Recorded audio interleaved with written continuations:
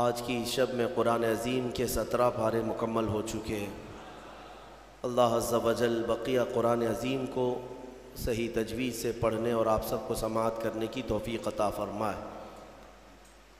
آج ہم نے سورہ انبیاء اور سورہ حج کی تلاوت کی ہے۔ انبیاء یہ نبیوں کی جمع ہے، نبی کی جمع ہے۔ اس میں اللہ عز و جل نے کئی انبیاء اکرام علیہ السلام کا ذکر فرمایا، خصوصیت کے ساتھ سیدنا ابراہیم علیہ السلام اور حضرت ایوب علیہ السلام کے حالات بیان فرمائے، اور حضرت یونس علیہ السلام کے متعلق بھی۔ انبیاء اکرام علیہ السلام کے متعلق اسلامی عقیدہ ہمارا یہ ہے کہ نبی ہوتے کون ہیں؟ نبی کون ہیں؟ کیا وہ آسمانوں سے آتے ہیں یا کوئی الگ مخلوق ہیں؟ نہیں، بلکہ وہ انسانوں میں سے ہی ہیں، مگر یہ کہ اللہ تعالیٰ ان کو چن لیتا ہے اور پیدائش سے لے کر ان کی وفات تک مولا ان کو ہر عیب سے اور ہر گناہ سے پاک رکھتا ہے۔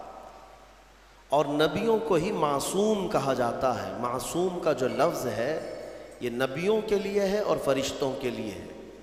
عصمت یہ عربی کا لفظ ہے، لہٰذا ہمارا عقیدہ یہی ہے کہ انبیاء اکرام علیہ السلام معصوم عن الخطا ہوتے ہیں، خطا سے ہمیشہ کے لیے وہ محفوظ ہوتے ہیں۔ معصوم اور محفوظ میں فرق ہے۔ معصوم وہ ہے جو کبھی گناہ کر ہی نہیں سکتا، محفوظ وہ ہے جس کے اندر گناہ کرنے کی طاقت تو ہے لیکن اللہ نے اسے بچا رکھا ہے، محفوظ ہے وہ۔ بہرحال انبیاء اکرام علیہ السلام کے بارے میں یہ عقیدہ ہمیشہ رکھنا ہوگا آپ کو کہ وہ ہر عیب سے، گناہوں سے پاک ہوتے ہیں، اور ان سے ریلیٹڈ کسی بھی چیز کو ہلکے میں آپ نہیں لے سکتے۔ کسی بھی نبی کی ادنا سی توہین کرنا کفر ہے، اسلام سے وہ بندہ خارج ہو جائے گا۔ انبیاء اکرام علیہ السلام کے متعلق جو عقائد ہیں اس کو میں سرسری طور پر آپ کے سامنے رکھ رہا ہوں۔ نبی جو ہے یہ محنت سے اور عبادت سے نہیں بنتے۔ پرہیزگار ہو جائے تو نبی بن گئے، بہت زیادہ نمازیں پڑھی، بہت زیادہ اللہ کی بارگاہ میں دعائیں کی تو نبی بن گئے، نہیں۔ نبوت یہ کسب سے، محنت سے ملنے والی چیز نہیں ہے، بلکہ یہ اللہ کی عطا ہے، اور اللہ تعالیٰ نے روحوں میں ہی چن لیا کہ کس کو نبی بنایا جائے گا۔ ابھی دنیا میں آنے سے پہلے ہی جب روحیں ہماری جہاں تھیں، اللہ تعالیٰ نے ان روحوں میں ہی منتخب کر لیا کہ یہ لوگ نبی بنیں گے اور دنیا میں جائیں گے۔ اور وہ آتے کیوں ہیں؟ ایک قوم میں کبھی نبی آئے، کبھی ایک خاندان میں آئے، کبھی ایک شہر میں، کبھی ایک ملک میں، جیسی ضرورت رہی ویسے نبی آئے۔ اور نبیوں کا جو کام ہوا کرتا ہے وہ یہی ہے کہ بھولی بھٹکی قوم کو پھر سے اللہ کے راستے پر لے آنا، شرک سے، بت پرستی سے، کفر سے انہیں نجات دینا، اور ایک خدائے وحدہ لا شریک کی عبادت کی طرف انہیں مائل کرنا، یہ نبیوں کا اہم کام۔ اور ایک بات یاد رکھیں، آدم علیہ السلام سے لے کر میرے آقا صلی اللہ تعالیٰ علیہ وسلم تک جتنے نبی آئے، سارے نبیوں کا عقیدہ ایک ہی تھا، عقیدے میں کسی کے فرق نہیں۔ اللہ کے ایک ہونے میں سارے نبیوں کا اتفاق، قیامت کے قائم ہونے میں سارے نبیوں کا اتفاق، اللہ تعالیٰ کے فرشتے موجود ہیں اس پر سارے نبیوں کا اتفاق، تقدیر کے متعلق سارے نبی ایک ہی عقیدے کے مالک ہیں۔ ہاں، شریعتوں میں کچھ نہ کچھ بدلاؤ آتا رہا ہے۔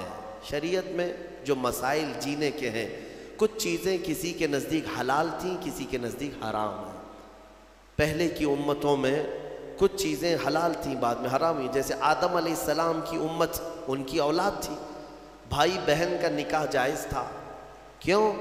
اس لیے کہ انسان تھے ہی نہیں، جو تھے انہی کی اولاد تھی۔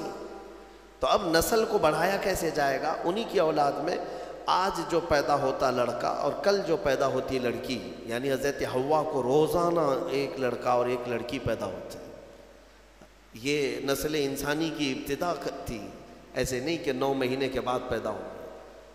تو آج جو پیدا ہوتا لڑکا اور کل جو لڑکی پیدا ہوتی، ان کے ساتھ نکاح کر دیا جاتا، تو ان کی شریعت تھی آدم علیہ السلام کی، اور اس شریعت میں جائز تھا بھائی بہن کا نکاح، لیکن اس کے بعد جب نسل انسانی بڑھ گئی تو پھر یہ منسوخ ہو گیا، حکم ختم۔ اسی طرح سے آپ نے قرآن میں سنا بھی ہے سورہ یوسف کی تفصیل میں کہ حضرت یوسف علیہ السلام کو ان کے 11 بھائیوں نے اور عزیز مصر نے اور ان کے والد نے سجدہ کیا۔ سجدے کا لفظ سنا؟ تو یہ سجدہ کیا تھا؟ ان کی شریعت میں تعظیم کا سجدہ جائز تھا، تعظیم کے لیے، لیکن بعد میں شریعت محمدی میں یہ سجدہ بھی حرام قرار دیا۔ سجدے تعظیم بھی ہماری شریعت میں جائز نہیں، چاہے وہ حضور کے لیے ہو، کسی اور نبی کے لیے ہو، یا کسی ولی کے لیے ہو، یا کسی کی قبر کے لیے ہو، کسی کے لیے بھی جائز نہیں۔ میرے آقا صلی اللہ تعالیٰ علیہ وسلم نے سارے سجدے ختم فرمائے سوائے رب ذوالجلال کے سجدے کے، اللہ کا سجدہ بس، اس کے علاوہ کسی کے لیے سجدہ جائز نہیں۔ انبیاء اکرام کی شریعتوں میں بدلاؤ ہوتا رہا، کتابیں بدلتی رہیں، لیکن عقیدہ سب کا ایک ہی تھا۔ آدم علیہ السلام سے لے کر آج تک جو عقیدہ ہمارا ہے، یہ عقیدہ سب کا متفق ہے، ایک ہی ہے۔ یہ کتنے نبی آئے، ان کی صحیح تعداد تو اللہ اس کے رسول کو ہی معلوم، لیکن کچھ حدیثوں میں ایک فگر ملتا ہے، ایک روایت میں حضور اکرم صلی اللہ تعالیٰ علیہ وسلم کی حدیث میں ملتا ہے 1,24,000، اور ایک روایت میں 2,24,000۔ تو الگ الگ روایتیں آئی ہیں، صحابہ نے جو روایت کیا، اس لیے بزرگوں نے فرمایا، علماء نے فرمایا کہ صحیح تعداد تو اللہ ہی بہتر جانے، لیکن کبھی اگر کہنا ہوا تو یوں کہیں 1,24,000 کم و بیش۔ کم و بیش کا لفظ ہم استعمال کرتے ہیں، کیوں؟ کم بھی ہو سکتے ہیں یا زیادہ بھی ہو سکتے ہیں، لیکن سب پر ہمارا ایمان ہے۔ لیکن یہاں ایک عقیدہ سنتے جائیے، اللہ کا نبی آپ کس کو کہیں گے؟ کسی کو بھی اللہ کا نبی کہنے کے لیے نام کے ساتھ آپ کو قرآن میں اس کا نام ہونا چاہیے یا رسول پاک سے سنا ہوا ہونا چاہیے۔ حضرت ابراہیم علیہ السلام نام کے ساتھ نبی ہم جانتے ہیں کہ کیونکہ ان کا نام قرآن میں بھی آیا ہے اور حضور کی زبان پر بھی آیا ہے۔ اسماعیل علیہ السلام، موسیٰ علیہ السلام، عیسیٰ علیہ السلام، داؤد علیہ السلام، سلیمان علیہ السلام، یہ انبیاء وہ ہیں جن کے نام قرآن میں آئے اور احادیث میں بھی آئے۔ کل 26 نبیوں کے نام قرآن میں آئے۔ کتنے؟ 26 نبیوں کے نام قرآن پاک میں آئے، اور کچھ ان کے علاوہ احادیث میں نام آئے ہیں، احادیث میں نام آئے ہیں۔ کل ملا کر کے 40 نام ہوں گے۔ اگر 40 نام ہیں تو باقی 1,24,000 کہاں ہیں؟ تو ان کے بارے میں آپ کو من جملہ عقیدہ رکھنا ہوگا، اتنے آئے تھے لیکن ہر ایک کا نام ہمیں معلوم نہیں۔ جتنے نام حضور نے بتائے اتنے ناموں کے ساتھ ہمیں نبی ماننا فرض ہے۔ اب یہاں پر وہی بات آ جاتی ہے، بعض لوگ یہ کہتے ہیں کہ کسی کی تعلیمات اچھی دیکھ کر کے شاید وہ بھی نبی ہو سکتے ہیں، گوتم بدھ بھی نبی ہو سکتا ہے۔ رام کرشن کے بارے میں بھی کچھ لوگوں نے کلام کر دیا۔ ہاں، یہ میں ان لوگوں کی بات نہیں کر رہا ہوں جو رام کرشن کے بھکت ہیں، بلکہ میں بعض مسلمان اسکالر کہے جانے والوں کی بات کر رہا ہوں۔ ہاں، ان لوگوں کو تحقیق کا بڑا شوق ہے تو تحقیق میں کچھ بھی لٹ مار دیں گے۔ کیوں میاں گوتم بدھ نبی ہیں، نبی ہو سکتے ہیں؟ یہ کچھ لوگوں نے یہ شوشہ چھوڑا۔ دلیل میں یہ کہتے ہیں ان کی تعلیمات بھی جو ہیں وہ دوسرے نبیوں کی تعلیمات سے ملتی جلتی ہیں۔ اخلاق کی تعلیم ہے، اچھائی کی تعلیم ہے، تصوف کے جتنے بھی مراحل ہیں وہ ان کی تعلیمات میں بھی ملتے ہیں۔ ہو سکتا ہے وہ اپنے زمانے کے نبی رہے ہوں۔ ایک بات یاد رکھ لیں، میں نے جو آپ کو فارمولہ بتایا اس پر ہمیشہ چلیے۔ آپ کسی کو بھی نام کے ساتھ نبی کہنے کے لیے ان کا نام قرآن میں یا حدیث میں آیا ہوا ہونا ضروری ہے۔ اگر قرآن و حدیث میں ان کا نام نہیں آیا تو چاہے اس کی تعلیمات سب سے اعلیٰ ہی کیوں نہ ہو، نبی ہم نہیں کہہ سکتے، نبی نہیں کہہ سکتے۔ اتنی بات یاد رکھیں۔ اور اگر غیر نبی کو آپ نے نبی مان لیا کافر ہو جاؤ، معاذ اللہ ہے۔ کسی غیر نبی کو، نبی نہیں تھا اور آپ نے اس کو نبی کہا، کافر ہو جائے۔ اور کوئی نبی ہیں ان کی نبوت کا انکار کیا تب بھی کافر ہو گئے۔ بات سمجھ میں آ رہی؟ یہ عقیدہ بہت ہی اہمیت کا عامل ہے، اس لیے اس کو لے کر کے چلیں آپ۔ غیر نبی کو آپ نبی کہہ نہیں سکتے۔ اب یہ انبیاء کرام علیہ السلام اللہ تعالیٰ کے محبوب اور مقبول بندے، اللہ تعالیٰ براہ راست ان پر وحی فرماتا ہے، پیغامات بھیجتا ہے۔ مخلوق کو اللہ تعالیٰ ڈائریکٹ بات نہیں کرتا۔ تمام بندوں سے اللہ تعالیٰ وما کان اللہ تبارک و تعالیٰ فرماتا ہے کہ اللہ تبارک و تعالیٰ کسی بشر سے بات نہیں کرتا مگر یہ کہ کسی نبی کے ذریعے سے، وحی کے ذریعے سے۔ انبیاء اکرام علیہ السلام ذریعہ ہیں بندوں اور رب تعالیٰ کے بیچ میں۔ جو احکام اللہ کے پہنچانے ہوتے ہیں وہ بندوں کے ذریعے سے، نبیوں کے ذریعے سے پہنچائے جاتے ہیں۔ اب آپ توجہ چاہتا ہوں، 1,24,000 کم و بیش جتنے بھی نبی آئے، کہاں سے شروع ہوئے کہاں پہ ختم ہوئے یہ بھی ماننا ضروری ہے آپ کو۔ اسلامی عقیدہ، سب سے پہلے نبی آدم علیہ السلام اور سب سے آخری نبی محمد صلی اللہ علیہ وسلم، یہ دونوں چیزیں بھی ماننا آپ کو ضروری ہے۔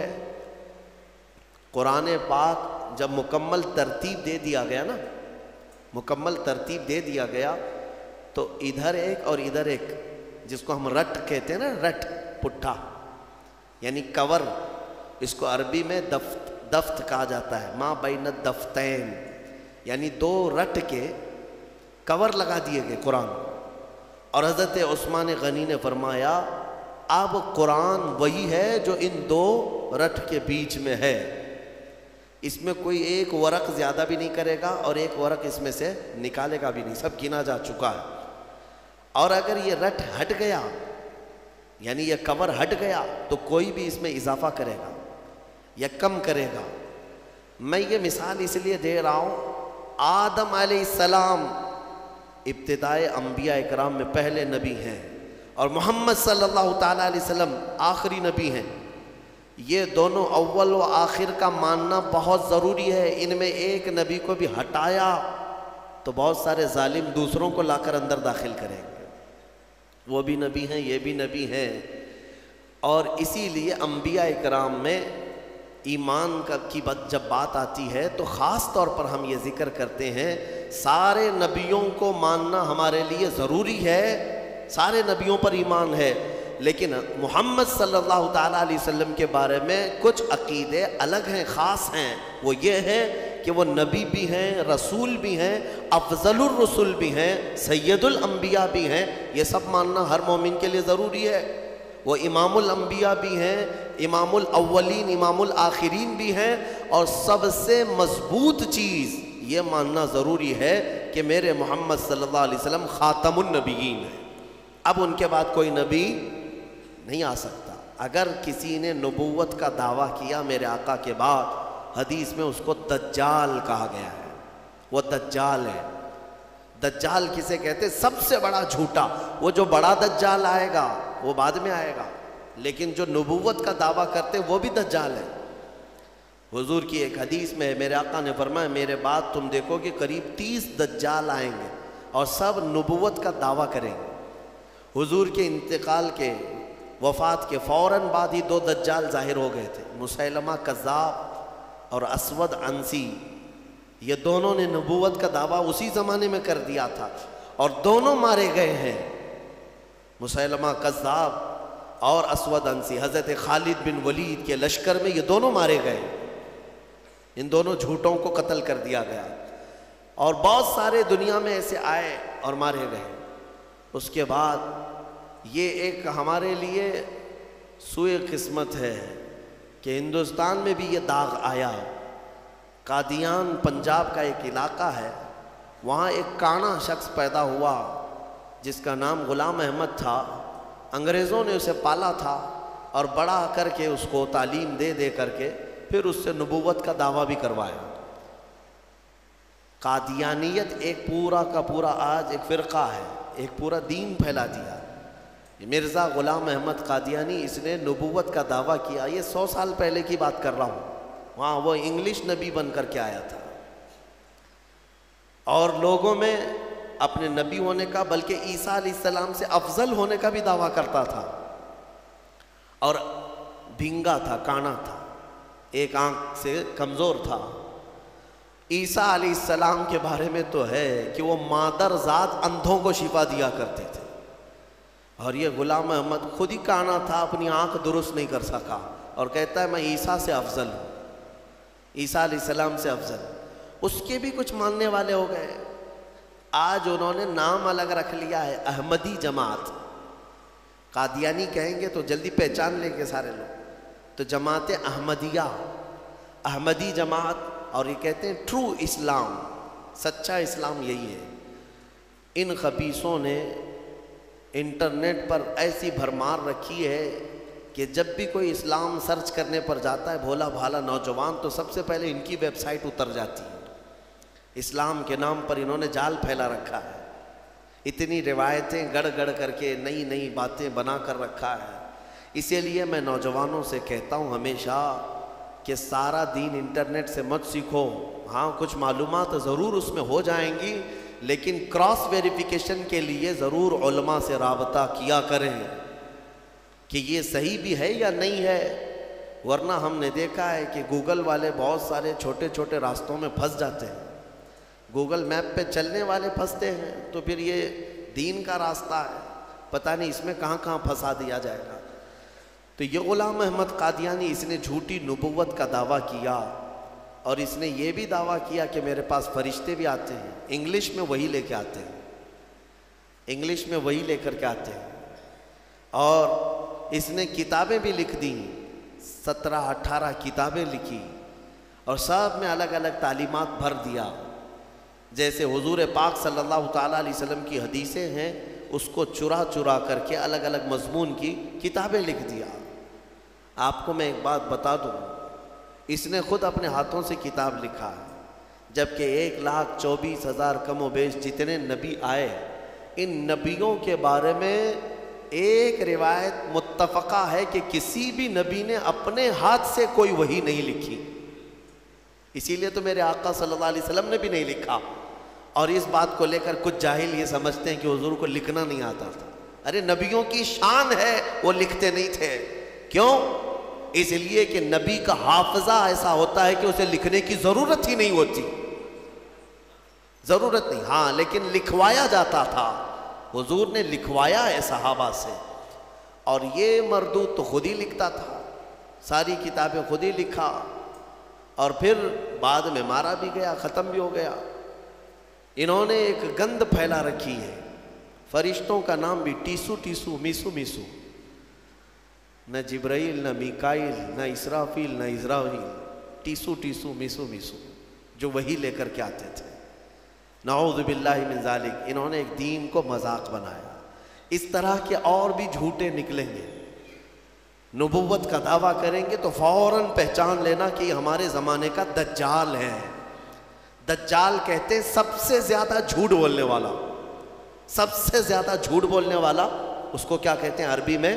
دجال۔ اور دنیا کا سب سے بڑا جھوٹ کہ حضور کے بعد کوئی نبی پیدا ہوگا، یہ دنیا کا سب سے بڑا جھوٹ ہے، اور جس نے کہا وہ دجال ہے۔ اور ابھی فی زمانہ ہمارے ہاں جو دجال ہے وہ ہماری کرنٹ میڈیا ہے، میڈیا، نیوز کے اینکر، یہ تقریباً یہ دجال کے چیلے ہیں، یعنی چھوٹے چھوٹے دجال ہیں، کیونکہ جھوٹ جتنا زیادہ بولتا ہے عربی میں اس کو دجال کہتے ہیں۔ دجل عربی کا لفظ ہے حقیقت کو چھپا دینا، حقیقت کو چھپا دینا۔ ہاں یہ کہیں گے گھر چوری ہو گیا، دیکھا ہے چور سامنے سے جا رہا ہے، نہیں میاں وہ تو لومڑی نے چوری کیا ہے، اور پوری دنیا کو باور بھی کرا دیا جائے گا لومڑی نے چوری کیا ہے۔ یہ جو دجل ہے اس کو دجال کہتے ہیں، یہ جھوٹ۔ بہرحال انبیاء اکرام علیہ السلام کے متعلق یہ عقائد آپ کے ذہن نشین رہیں کہ یہ بہت ہی اہمیت کے حامل ہیں۔ نبوت کے متعلق جو عقائد ہے، اے میرے عزیزو، اس میں کبھی گمراہی نہ آئے۔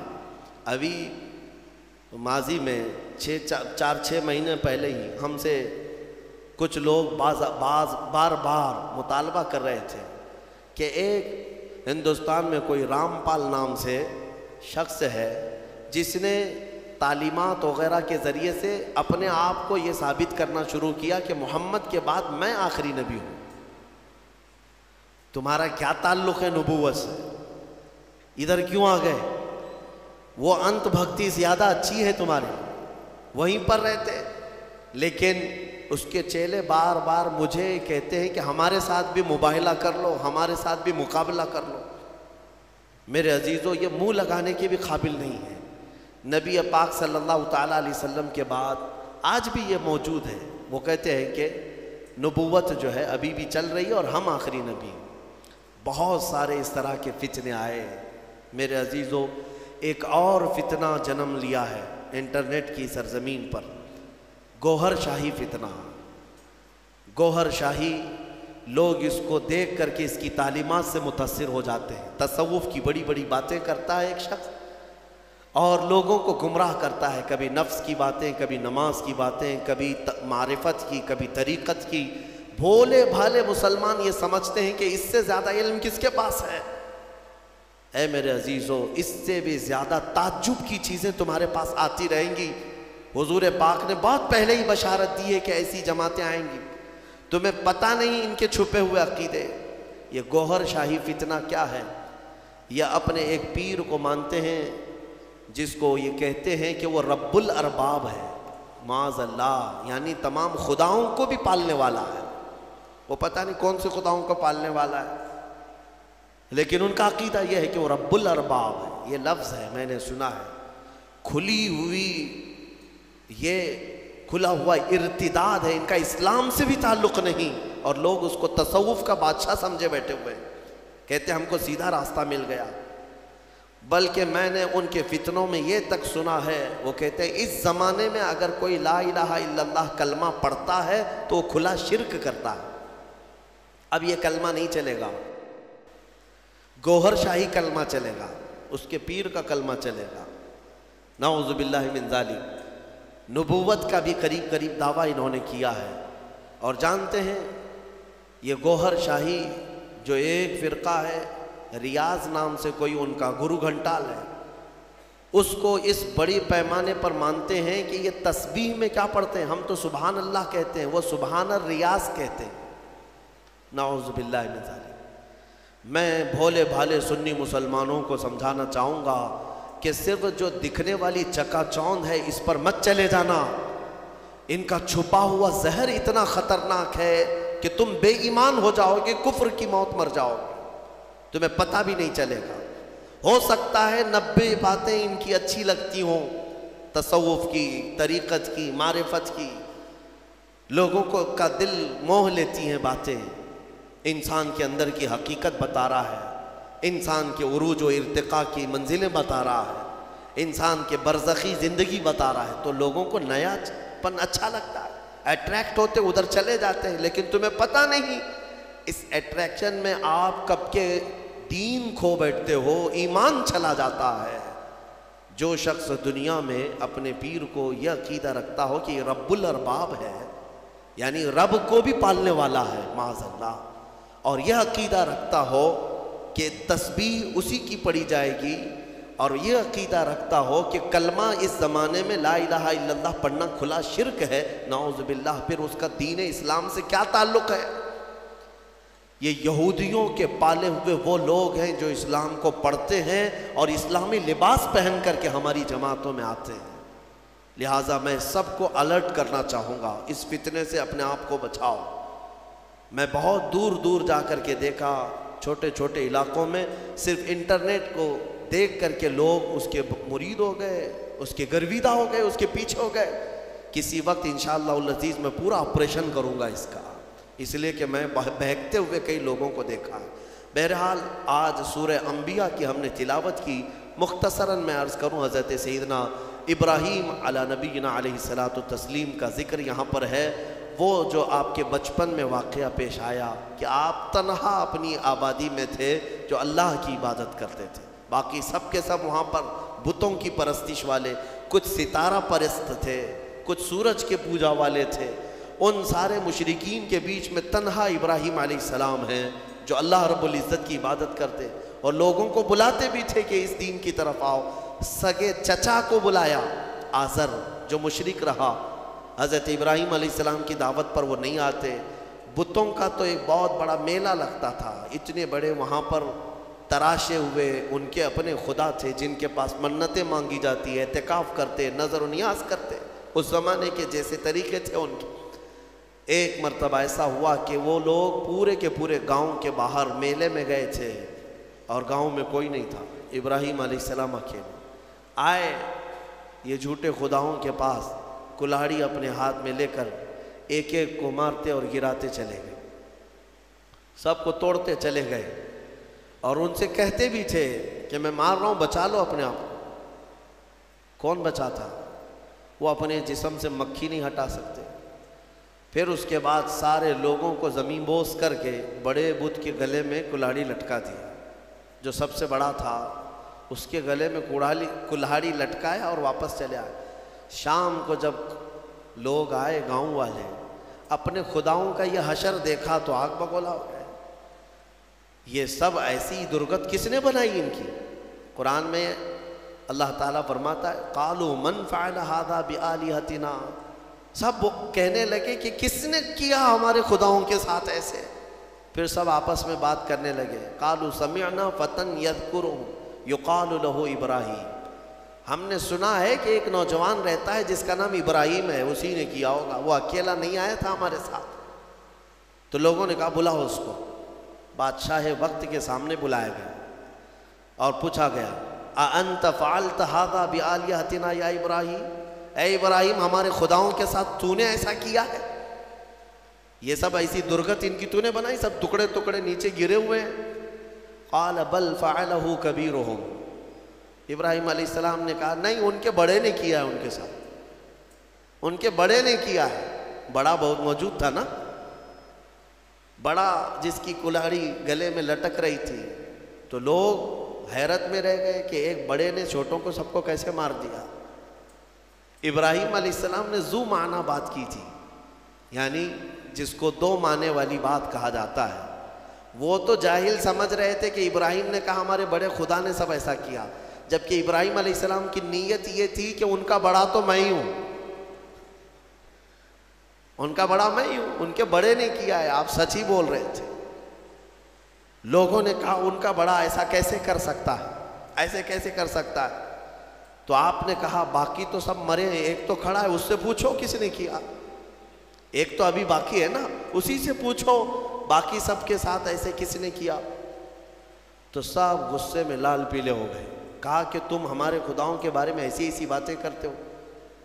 تو ابراہیم علیہ السلام نے کیا جملہ کہا کہ اُفِّل لَكُمْ وَلِمَا تَعْبُدُونَ مِن دُونِ اللَّهِ أَفَلَا تَعْقِلُونَ، لعنت ہے تم لوگوں پر، اللہ کے سوا دوسروں کی عبادت کرتے ہو، ایسوں کی جو نہ اپنے آپ کو بچا پا رہے ہیں، نہ کسی کو نفع دے سکتے ہیں، نہ نقصان دے سکتے ہیں، ایسوں کی عبادت کرتے ہو۔ اب ظاہر سی بات ہے حق بات کڑوی ہوتی ہے، کڑوی لگتی ہے، ہوتی نہیں ہے، لگتی ہے۔ کچھ لوگوں کو جن کو قبول نہ کرنا ہو، اور غصے میں ان لوگوں نے ابراہیم علیہ السلام کے خلاف ایک محاذ چھیڑ دیا، حکم ہوا کہ ایک آگ لگائی جائے اور انہیں جلایا جائے۔ یہ سن نہیں پاتے، حالانکہ جو حقیقت ہے وہ بتاؤ تو لال پیلے ہو جائیں، غصے میں آ جائیں۔ یہ برسوں سے چلا آ رہا ہے، برسوں سے ایسا ہے۔ ابراہیم علیہ السلام کو آگ میں ڈالنے کے لیے انہوں نے جو آگ لگائی، تفسیر میں اس کے لیے فرمایا گیا 1 مہینے تک جلاتے رہے، 1 مہینے تک سارے لوگ لکڑیاں جمع کیے، جنگل کاٹ کاٹ کر کے انہوں نے لکڑیوں کا اوٹ لگا دیا۔ آگ جب بھڑکائی گئی، اندازہ تو کیجئے ایک ابراہیم علیہ السلام کو ڈالنا تھا، تو اتنی آگ کی کیا ضرورت ہے، اتنی آگ کی کیا ضرورت ہے؟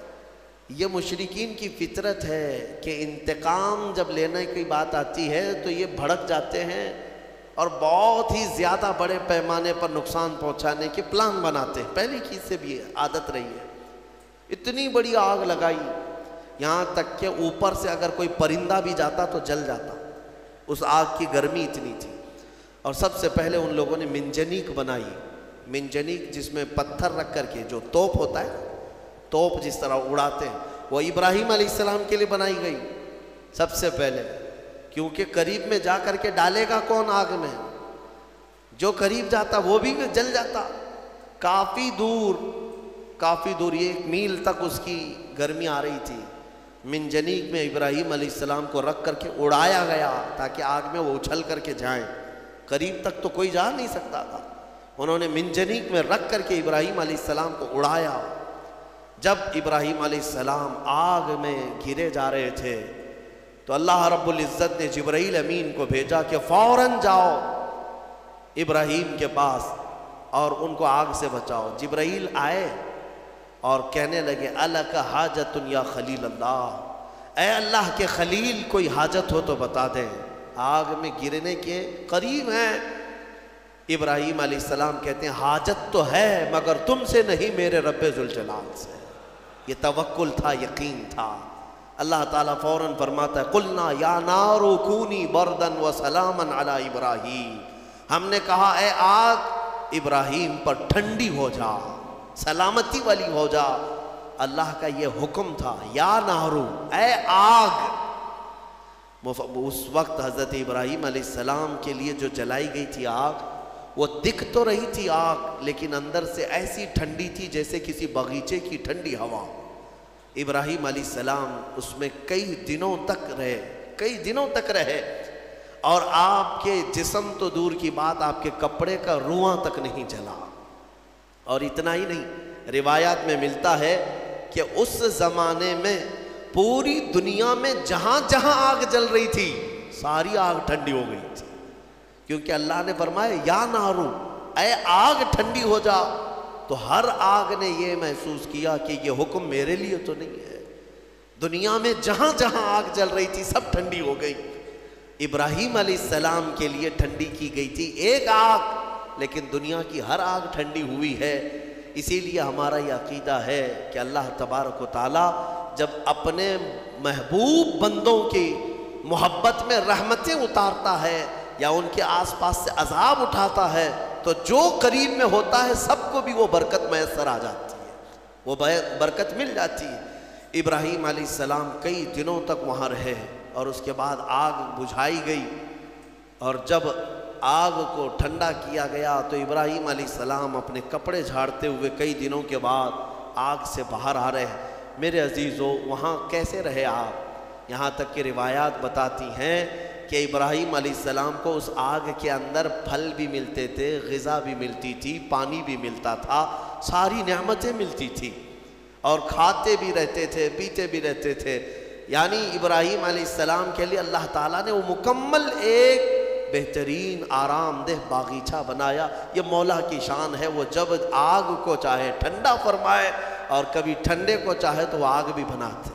اس کی قدرت کے فیصلے.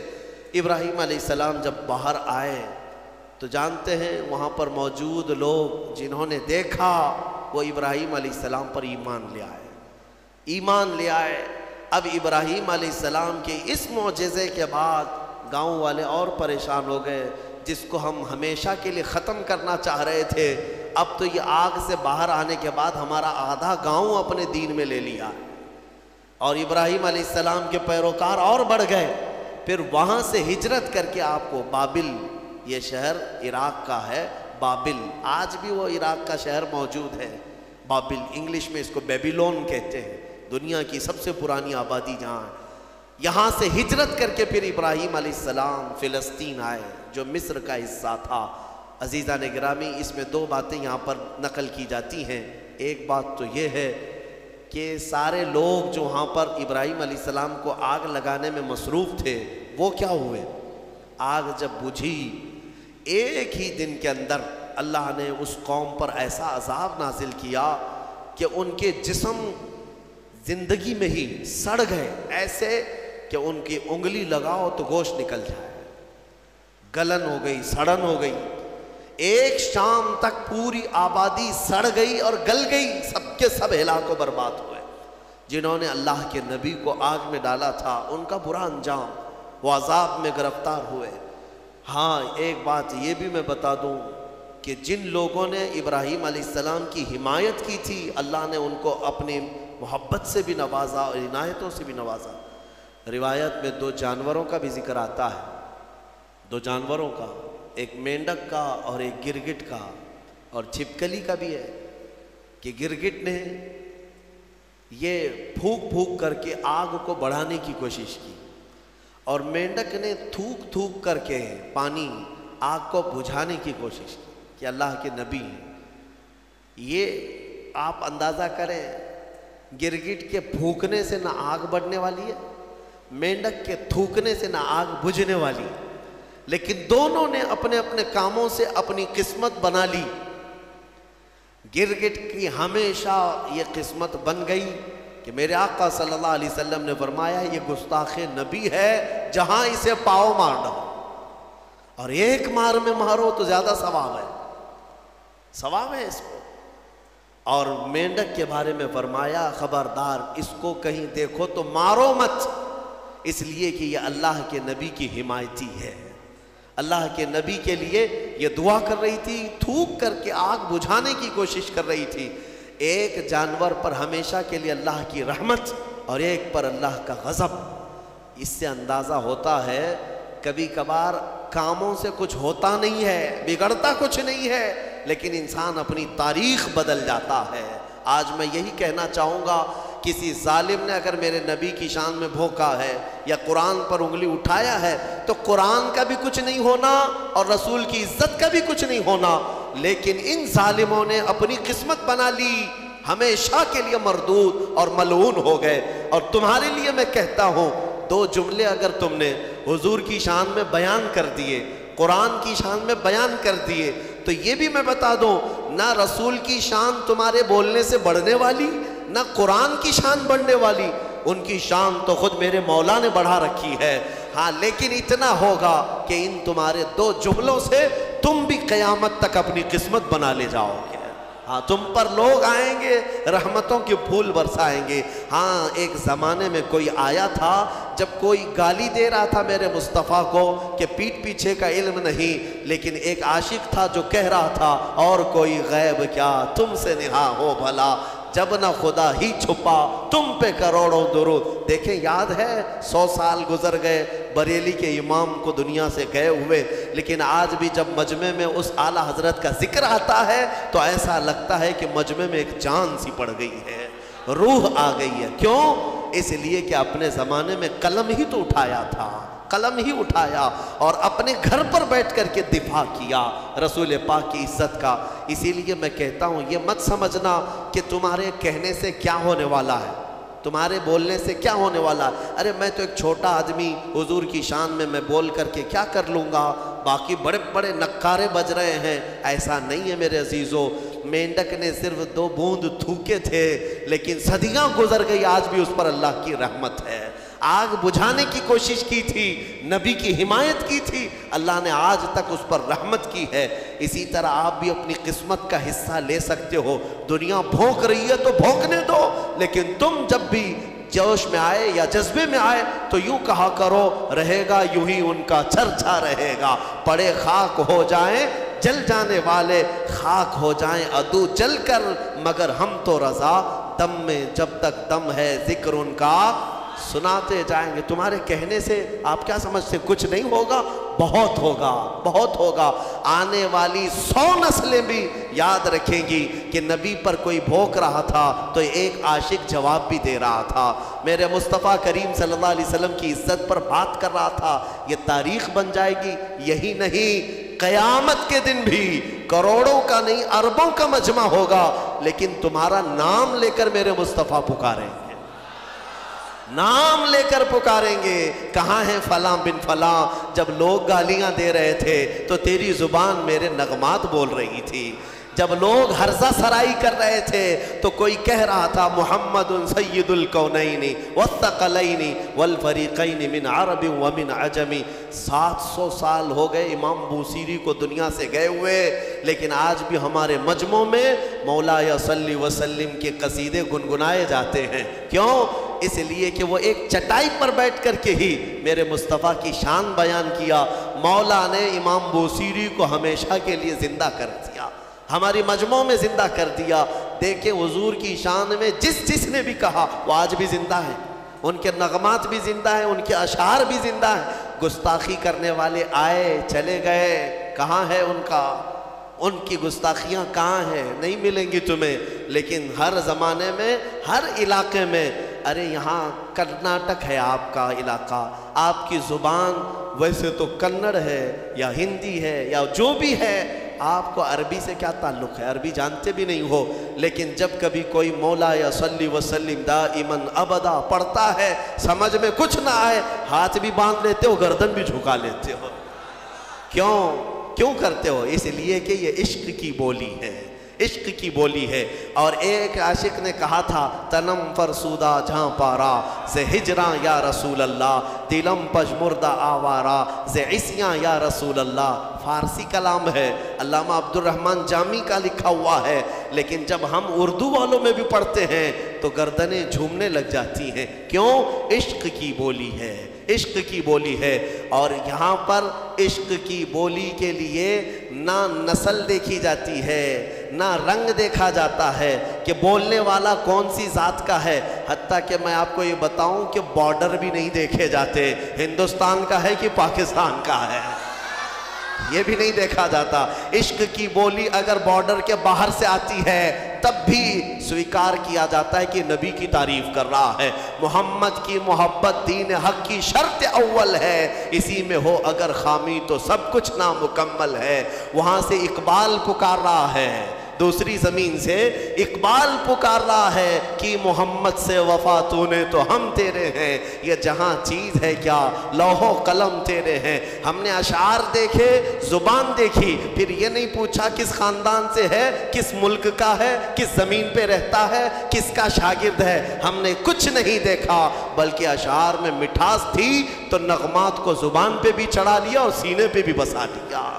میرے عزیزو اتنا ہی نہیں، دوسرے ملک میں جاؤ، افریقہ کی سرزمین ہے، مصر کی سرزمین ہے، مصر میں عربی لوگ ہیں، لیکن ہم نے باضابطہ دیکھا ہے مجلس ختم ہوتی تھی جمعہ کے دن، وہاں پر کئی علماء ہوتے، مجلس ختم ہونے کے بعد بڑے بڑے علماء، جامعہ ازہر کے بھی علماء ہوتے، اور کھڑے ہو کر کہتے تم ہندوستانی ہو؟ کہتے ہاں، کہو پھر وہ پڑھو مصطفیٰ جان رحمت پہ لاکھوں سلام۔ ان کو کیا سمجھ آتی تھی؟ کیا سمجھ ہے؟ ہم نے پوچھا بھی تھا سمجھتے ہیں آپ؟ کہتے نہیں سمجھ تو نہیں آتی، لیکن اس میں مٹھاس ہی کچھ اور لگتی ہے۔ یہ عشق کی بولیاں ہیں میرے عزیزو، جو نبی کی حمایت میں بولا میرا مولا ہر زبان والے تک اس کی بات کو پہنچاتا ہے۔ میں نے خود اپنی زندگی میں تجربہ کر کے دیکھا۔ ہم نے آج سے 1 سال پہلے رمضان المبارک میں ہی ایک پاکھنڈی کو للکار کر کے کہا تھا، ہمارے سامنے مشکل سے 50-60 لوگ رہے ہوں گے، 50-60 لوگ رہے ہوں گے۔ ہمارا یہ جذبہ تھا، ہمارا یہ درد تھا کہ نبی کی حمایت میں یہاں بیٹھ کر پکاروں گا، لیکن بعد میں مہینے بھر بعد پتہ چلتا ہے کہ نیوزی لینڈ والوں نے بھی سنا ہے، امریکہ والوں نے بھی سنا ہے، آسٹریلیا والوں نے بھی سنا ہے، افریقہ والوں نے بھی سنا ہے، ہر خطے والوں نے سنا ہے، ہر جگہ سے فون آئے، ہر جگہ سے لوگوں نے مجھے سراہا، تعریفیں کی اور داد دیا، دعائیں کی۔ میں یہ سوچنے پر مجبور ہوا، ہبلی کی ایک چھوٹی سی مسجد میں بیٹھ کر اگر میرے مصطفیٰ کی شان بیان کرے تو نہ یہ انٹرنیٹ کا کمال ہے، نہ یہ فیس بک کا کمال ہے، بلکہ مولا رب العزت جب اپنے نبی کی حمایت میں اٹھنے والی آواز ہوتی ہے تو پھر ہر خطے کی زبان تک پہنچاتا ہے۔ تم کر کے تو دیکھو، نبیوں کی شان بیان کرنا اللہ تبارک و تعالیٰ پہنچانا اپنے ذمے لے لیتا ہے، پہنچانا اس کی شان میں ہے۔ مولا جب تک زندہ رکھے اپنے نبیوں کا حمایتی بنا کر رکھے، اور میرے آقا کے قدموں میں ہماری موت عطا فرمائے۔ وآخر دعوانا الحمدللہ رب العالمین۔